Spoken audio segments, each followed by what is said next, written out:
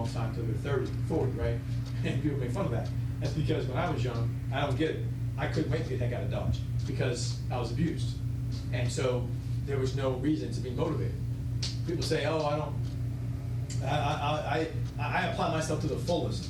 Not really. You don't know how really fast you can run until you're running for your life. You don't know how fast you can actually change your mind to be independent until your life depends on it. And so that you don't understand that. But until you get to that point, you'll understand. Yes? Pam said, so if Satan is the ruler of this age, why can't we blame him for those horrible conditions? He loves misery. Yeah, but he's under the guise as a fallen angel. He takes the orders and directives from God. He doesn't do anything on his own. He's not rogue. He thinks he's rogue, but God subjected him down here and said, "You do what I tell you to do."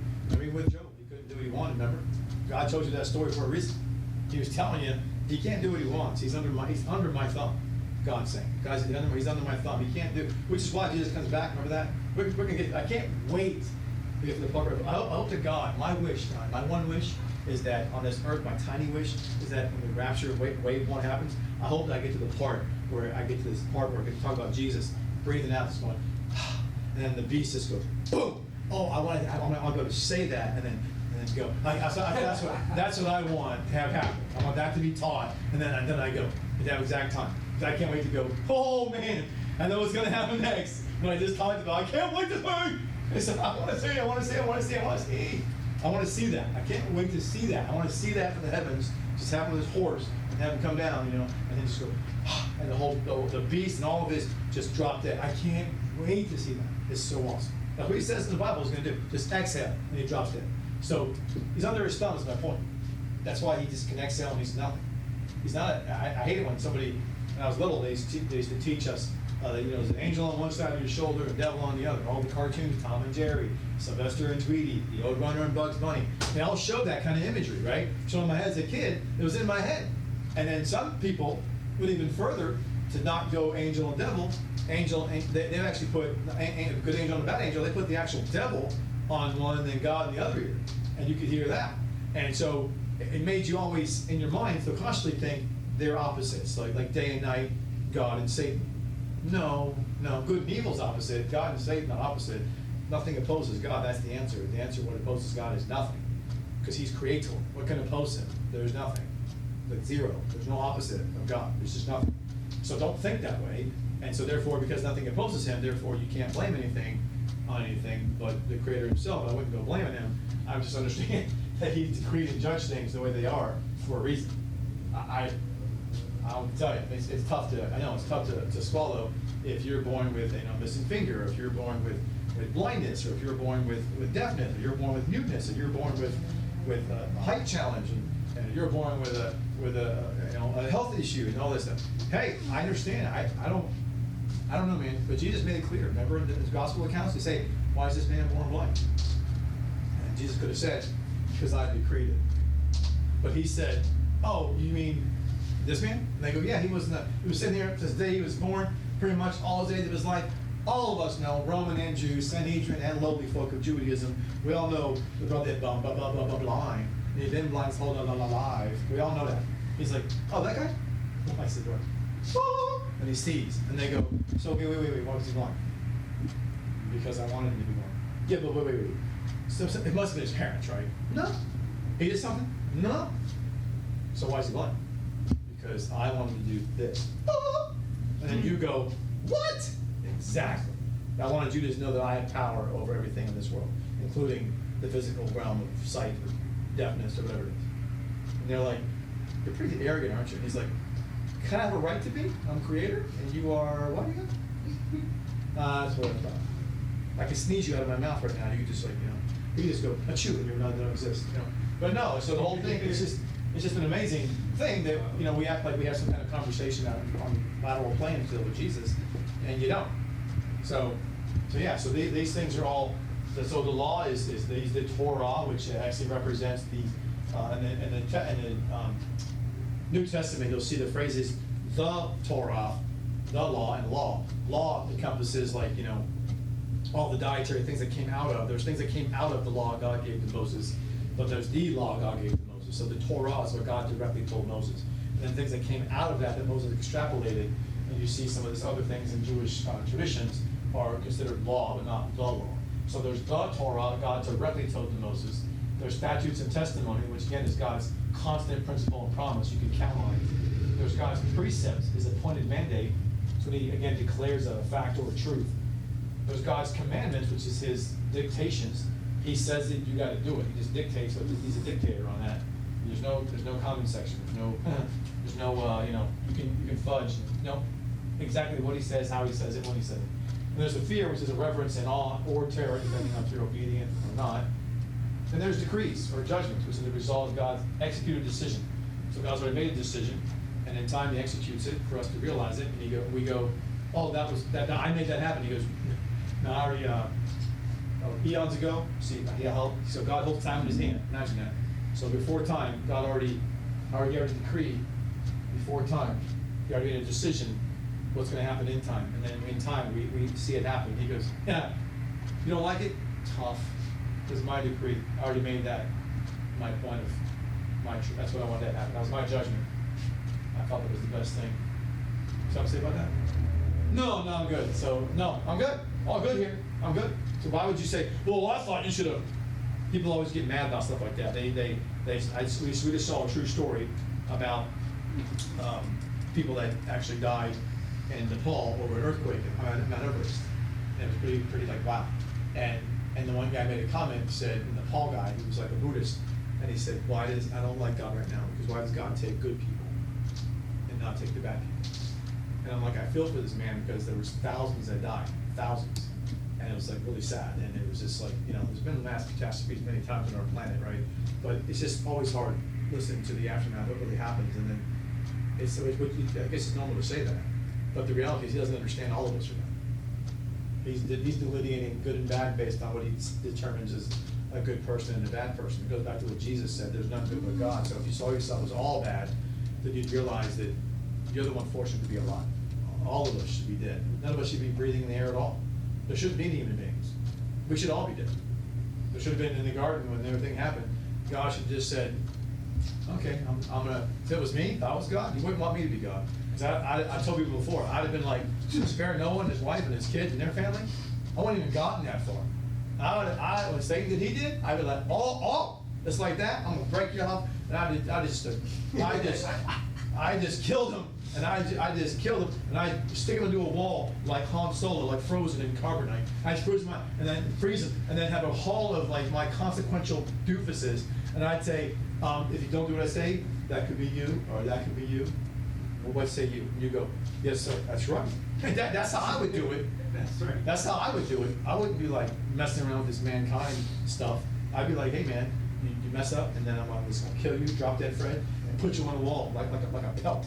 Like a head of a wild animal, like I conquered you, I just do that. I'd be like, there you go, I just put you on the wall, pow! And like, there you go. So guess what, if I was Noah, and I saw that, what'd you do, what? He's like, I'd be like, yes sir, that I would, but maybe, see, God knows I wouldn't have done that.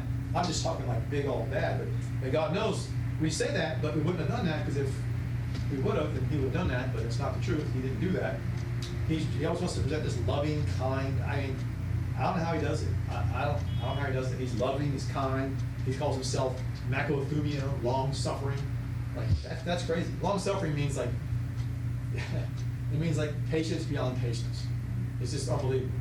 Like someone is in traffic, and then they don't go when the light's green, and they make you miss the light revolution. They're the first in line, you're behind them. They don't go twice, and the light turns red. And your wife calls you, says, my water broke, the baby's coming. Still can't make it there, and then you keep on, and then things keep mounting and mounting and mounting, and then eventually you go, Wah! And God goes, how do you do that? How does he maintain his cool? He's in control of it. That's right. He control everything because of all this stuff, so he doesn't have to worry. He knows it's going to happen. He already agrees it's going to happen, so he can absorb all the reality, and that's why it's hard for us to trust. We don't know that, and he does. He's in control of everything. So I hope that answers your question, because we talk about these words, how they fall into Psalm 19, 7, 8. But to also tell you on the interpretation, He said it yes. says that, okay, it also says that the law is perfectly sound, and that means That means that, it's like if someone says, boy, this is a sound podium, lectern, you mean it's like firm, it's established, it's seaworthy if it was a boat, it's worthy, that's what you're saying, it's sound. So then he goes in and he says in the statutes or the testimonies, he said that they are confirmed, the testimony of the Lord is faithful and it makes infants wise. So what he means by that is confirmed and supported, meaning God's statutes, testimonies, his principles are confirmed and supported by the evidence of what you live in your life. No one who's truthful can live in their life working and living for God and look back and go, no, his statutes and testimonies aren't true. Yeah, they are. You know that. You may have had some bad times, but you also know that God's never lied to you. He told you, if you were honest with yourself, what was going to happen. He also told you what he's going to do to help you through it. It's just hard to do those things, but he's saying his statutes and testimonies are confirmed, meaning we have many evidences that we know God's faithful and true. Then he goes into saying the statutes of the Lord are right, they rejoice the heart. So what he's saying here again is the precepts, when God declares a fact or a truth, it makes us joyful because we don't have to worry about what's right, what's wrong, what should bring us happiness or not. He tells us that. Like in the Matthew Beatitudes, be this. How you want to be happy? He tells you how to be happy. He doesn't tell you he wants you to be. He doesn't say I want you to be happy. He tells you how to be happy. So, and because of that, it brings joy to our heart. He gives us the method of how to be happy.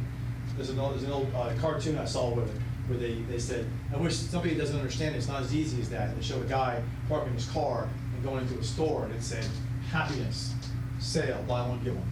And he was going in. I've given me and my wife. It doesn't work that way. You can't just buy happiness. No such thing. People think you can, but you can't. So that's what he says by the precepts.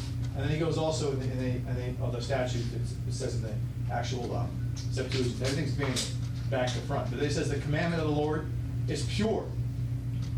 Well, not pure, excuse me. It's clear and enlightens the eyes. The commandment is clear, meaning enlightens the eyes, meaning when you do what God tells you to do, there's an old author called Augmendino, and he writes the book called The Greatest Salesman in the World. And I had to read it when I first started doing my thing in sales. But it's a Christian guy, and it's a little skinny book, but he writes about acting your way into thinking right. I'm like, what does that mean? But that's what he's talking about. The commandments, you do start doing what God says to do, and then all of a sudden you realize it makes you feel better. You don't realize it. That's what he means when he says the commandments of God enlighten the eyes. Just by doing what you're told, you'll find there's actually joy in not trying to fight against it in the rain. But with the flow of what God tells you to do, it's not trying to be irritated or think it's confining. It's not confining, it's actually freeing. There's no sailor ever that said, stupid compass, north's always north, stupid compass. Maybe Johnny Depp says that as Pirates of the Caribbean. Not a real sailor, right? They don't do that, right? They go, no, north is north, thank God. I can't see a doggone thing. The sky clouds are all wackadoodle, tempest, and storm, but thank God this compass. That north is that way, west. Thank God. Thank God. I can count on this thing. That's what he means by God's commandments. If you just learn to count on them, the rigidness of them will be your guide and your anchor, not your burr and your saddle.